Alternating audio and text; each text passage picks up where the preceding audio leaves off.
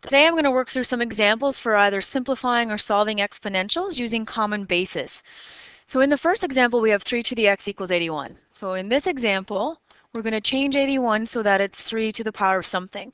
So with a little trial and error you'll see that 3 to the power of 4 is the same as 84, which means x is equal to 4.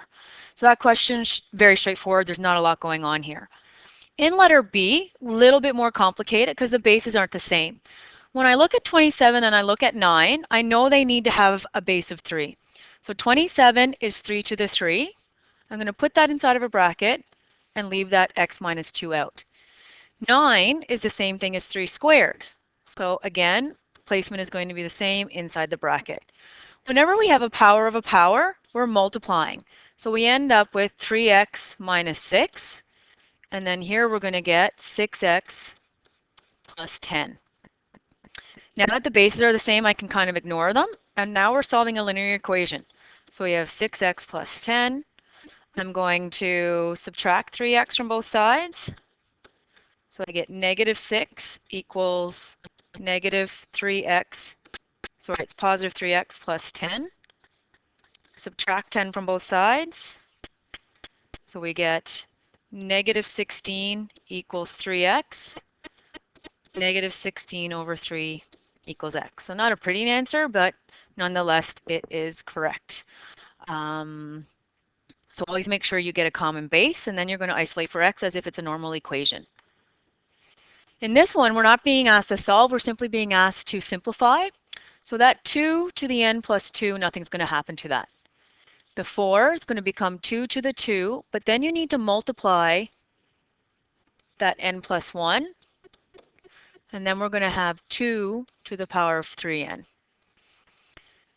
So I have 2 to the n plus 2 times 2 to the 2n plus 2 divided by 2 to the 3n. So now, mathematically, I have a total of 3n's plus 4 divided by 2 to the 3n. Now that it's division, I'm going to subtract, so I'm left with 2 to the power 4, which is 16. So that actually simplified quite nicely. In example D, once again, the 3 is coming up. You're going to notice in these questions it's either going to be a 2, a 3, a 4, or 5. Those are the most commons. Rarely are you using anything other than that. So this becomes 3 squared because it's 9 and I want a base of 3.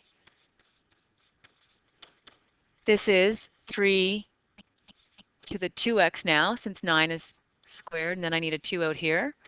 And then we have 3 cubed, that x plus 21. So this is 3 to the 6x plus 4 when I use the distributive property. This is 3 to the 4x, and this is 3 to the 3x plus 3. So now I'm going to have 3 to the 6x plus 4 equals 3 to the 7x plus 3. Can drop the bases. 6x plus 4 equals 7x plus 3.